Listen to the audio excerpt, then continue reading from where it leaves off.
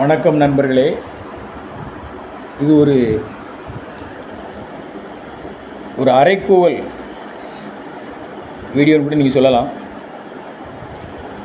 அதாவது தமிழ்நாடு போலீஸ் அப்படின்னு சொன்னால் அப்பா அது எவ்வளோ பெரிய ஒரு பொறுப்புங்க.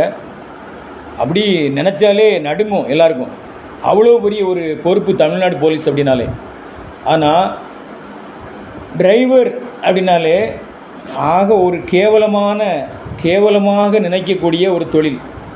யார் கேவலம் நினைக்கிறாங்க? காவல்துறையினர் கேவலமாக நினைக்கக்கூடிய ஒரு தொழில். அதுவும் வாடகை வாகனம் ஓட்டக்கூடிய வண்டி இருக்கு இல்லையா, டீ போர்டு வண்டி இருக்கு இல்லையா, அந்த டீ போர்டு வண்டி டிரைவர் அப்படின்னாலே போலீஸ்காரங்களுக்கு ரொம்ப ஒரு கேவலமாக அவங்களுடைய பார்வைக்கு கேவலமான ஒரு மனிதன் அப்படின்னு கூட சொல்லலாம். ஏன்னா நேற்று நான் வெளியில் ஒரு இடத்துக்கு போயிருக்கும்போது சாயல்குடியில் ஒரு போலீஸ்காரர் கேட்குறாரு என்னை பார்த்து, வண்டி எடப்பா. அவருக்கு எனக்கு 4 தம்பி இருக்காங்க, 4வது தம்பி வயசு கூட இருக்காது. வண்டி எடப்பா அப்படின்னா அப்போ நமக்கு வயசுக்கு என்ன மரியாதை இருக்குது? வயசுக்கு மரியாதை இல்லைங்க. நம்ம வயசை வச்சு மதிக்கலை, நம்ம செய்கிற தொழிலை வச்சு தான் மதிக்கிறாங்க. டிரைவர் அப்படின்னா இதே இது ஒரு சொந்த உபயோகத்துக்குள்ள வாகனம் ஓட்டுற டிரைவர் அப்படின்னு திடீர்னு யாரும் பேச மாட்டாங்க. ஏன்னா அந்த வண்டியில் இருக்கிறவங்க யாரோ ஒரு அதிகாரியாக கூட இருப்பாங்க, யாரோ ஒரு ஆஃபீஸராக கூட இருப்பாங்க. அவங்களுக்கு மரியாதையை பேசணும் அப்படின்னு அவங்க நினைக்கிறாங்க. இதே ஒரு வாடகை வாகனம் ஓட்டக்கூடிய டிரைவரை இவன் வாடகைக்கு ஓட்டுற டிரைவர் தானே அப்படின்னு அவ்வளோ ஒரு கேவலமாக நினைக்கிறாங்க அந்த காவல்துறையினர். வண்டி எடப்பா அப்படின்னா நமக்கு எவ்வளோ கோவம் வரும் நினச்சி பார்த்தா. சரியப்பா நான் எடுக்கிறேன்ப்பா அப்படின்னு நம்ம அவங்களுக்கு சொன்னால் அவங்களுக்கு கோவம் வரும். அப்பா அவங்களுக்கு ரத்தம், நமக்கு தக்காளி சட்னி, அந்த மாதிரி தான் இருக்குது இப்போ. அதாவது என்னென்னா டிரைவர்னா யாருமே மதிக்க மாட்டுறாங்க. அது காவல்துறையினர் சுத்தமாக மதிக்க மாட்டுறாங்க. நம்ம ஏதாவது அந்த இடத்துல யாக்கியம் பண்ணால் உடனே டக்குன்னு என்ன செய்கிறாங்கன்னா உடனே செல் எடுத்து அப்படி ஃபோட்டோ எடுத்துறது, வண்டி நம்பரை எடுத்து ஒரு சீனியருக்கு அனுப்பிடுறது. ஏன்னா அதை இந்த வண்டி மேலே கேஸ் போடுறது, மிஷினை வச்சு இந்த ஸ்கேன் பண்ணி இது ஒன்று போடுறாங்களே, அது பார்த்திங்கன்னா இன்ஸ்பெக்டர் தான் போட முடியும், வழக்கு வேறு யாரும் போடக்கூடாது. இந்த பிசிக்கெலாம் என்ன செய்கிறாங்கன்னா அவங்களுக்கு ஒருத்தர் பிடிக்கலையா உடனே வண்டி ஃபோட்டோ எடுத்து அவருக்கு மேலே ஏறிக்கு அனுப்பிடுறது. அவர் இன்ஸ்பெக்டர் உடனே அந்த வண்டி மேலே கேஸ் போட்டுருது. இந்த மாதிரி தான் நிறையா நடந்துக்கிட்டு இருக்குது.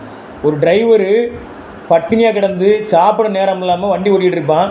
ஒரு இடத்துல நிப்பாட்டி ஒரு டீ குடிக்கலாம், அந்த இடத்துல டீ கடை இருக்குது, நிப்பாட்டலான்னா ஒரு டீ குடிச்சு வர்றதுக்குள்ள ஃபோட்டோ எடுத்து நமக்கே தெரியாமல் 1000 ரூபா ஃபைனை போட்டுருவான், மெசேஜ் வரும். அப்போ காவல்துறைன்னா என்ன வேணாலும் பண்ணலாங்க. முதலமைச்சருக்கு பிரதமர் கூட அது மதிப்பு கிடையாது, அவ்வளோ பவர் கிடையாது. காவல்துறைக்குன்னா அவ்வளோ ஒரு பவர். இப்போ ஒரு முதலமைச்சரோ ஒரு பிரதமரோ ஒரு கட்டளையை போட்டாங்க அப்படின்னா அதை அடிமட்டத்தில் நிறைவேற்றுறது காவல்துறையினர் தான். அவங்க நினச்சா என்ன வேணாலும் பண்ணலாம். இல்லாதது இருக்குன்னு ஆக்கலாம், இருக்கிறது இல்லைன்னு ஆக்கிடலாம். நல்லவனை கெட்டவன் ஆக்கிடலாம், கெட்டவனை நல்லவன் ஆக்கிடலாம். நல்லவனையும் ஒரு ஒழுக்கமான மனுஷனையும் சும்மா பிடிச்சி கொண்டு ஒரு திருட்டு வழக்கு, பொம்பளை வழக்கு கூட அவங்களால போட முடியும், நினச்சா போட முடியும். ஆனால் நாளைக்கு கோர்ட்டில் போய் நம்ம நிரபராதின்னு நிரூபிக்கலாம். அது எவ்வளோ சாதாரண விஷயமா? உள்ள ஜெயிலுக்குள்ள இருக்கணும், ஜெயிலுக்கு போய்ட்டு அங்கே கெட்ட பேர் வாங்கணும். இந்த மாதிரி ஒரு வழக்கு மேலே போட்டிருக்காங்க அப்படிங்கிற ஒரு வீண் பழி அதனால் ஒரு அதுக்குள்ளே ஒரு அவமரியாதை அனுபவிக்கணும். பொண்டாட்டி பிள்ளைங்க கஷ்டப்பட்டு ஜாமீன் எடுக்கணும். அவன் கோர்ட்டுக்கு வக்கீலை பார்த்து அலையணும், வேலை ஒட்டி விட்டு அலையணும். கடைசியில் தான் அவன் நிரபராதின்னு சொல்லி நிரூபிக்க முடியும். அதுவும் பணம் இருந்தால் தான் நிரூபிக்க முடியும். பணம் இல்லைன்னா நம்ம தப்பே பண்ணலை, நிரபராதின்னு நிரூபிக்க முடியாது. அதை நிரூபிக்கிறதுக்கு நமக்கு நிறைய பணம் தேவைப்படுது. பணம் இருந்தால் தான் வக்கீல் வாதாடுவார். அப்போது காவல்துறை நினச்சா என்ன வேணாலும் பண்ணலாம். நல்லவனை கெட்டவனாக்கலாம், கெட்டவனை நல்லவனாக்கலாம். ஏங்க ஒரு மனுஷனை ஏன்னு சொன்னால் மனசு எவ்வளோ வலிக்குங்க. இதே அந்த வார்த்தை அந்த போலீஸை பார்த்து நான் என்னப்பா எடுக்கிறேன்ப்பா அப்படின்னு சொன்னால் எப்படி இருக்கும் அவனுக்கு எப்படி இருக்கும்? அப்போ ஒரு மனுஷனுக்கு டிரைவருக்குன்னா என்னங்க ஒரு மரியாதை இருக்குது இந்த நாட்டில்?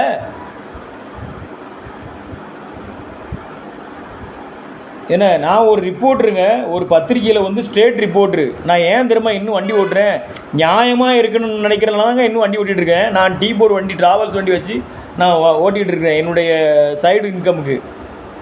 இதே வந்து பத்திரிக்கையில் இருக்கவங்க எத்தனையோ பேர் தாசில்தார் செய்கிற தப்புகளை வியூஓ செய்கிற தப்புகளை எடுத்து ஃபோட்டோ எடுத்து போட்டு வீடியோ எடுத்து போட்டு காட்டிக்கிட்டு நான் அதை பத்திரிக்கையில் போட்டுறேன் அது போட்டுறேன்னு மிரட்டி இன்றைக்கி வந்து 4-5 ரெகுலராக மாதம் 10,000 வாங்கிட்டு மாதம் 1 லட்சம் சம்பாதிக்கிற ரிப்போர்ட்லாம் இருக்காங்க. நான் வந்து நேர்மையாக இருக்கேன்னு நினைக்கிறேன். அதனால தான் நான் வந்து ஒரு வாடகை வாகனத்தை ஓட்டிகிட்டு இருக்கிறேன். ஆனால் நான் யாருன்னு கூட அவங்களுக்கு தெரியாது.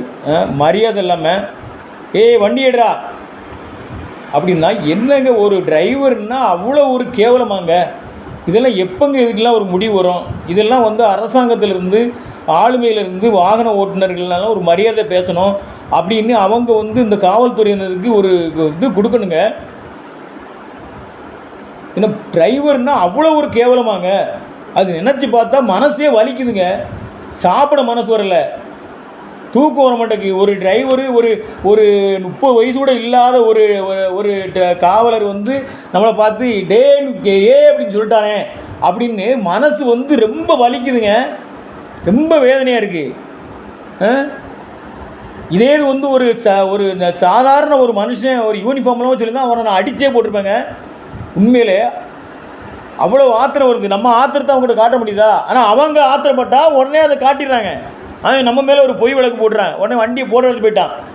அவன் இப்போ வண்டி மேலே என்ன கேஸ் போடுறான்னு யாருக்கு தெரியும்? இது வந்து ஒரு விழிப்புணர்வு தான்.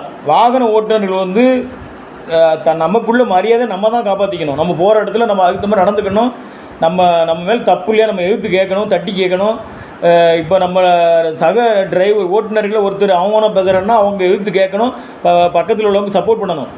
அப்படின்னா தான் வந்து இது வந்து அவங்களே அவங்கள மாற்றிக்கிறதுக்குரிய ஒரு சூழ்நிலை கிடைக்கும். இல்லைன்னா இப்படி தான் நம்ம வந்து டிரைவர் அதுவும் வாடகை வாகனம் ஓட்டுற டிரைவர் ஓட்டுநர்னால் ரொம்ப கேவலமாக நினைக்கக்கூடிய சூழ்நிலை தான் இந்த காலத்தில் இந்த நாட்டில் இருக்குது.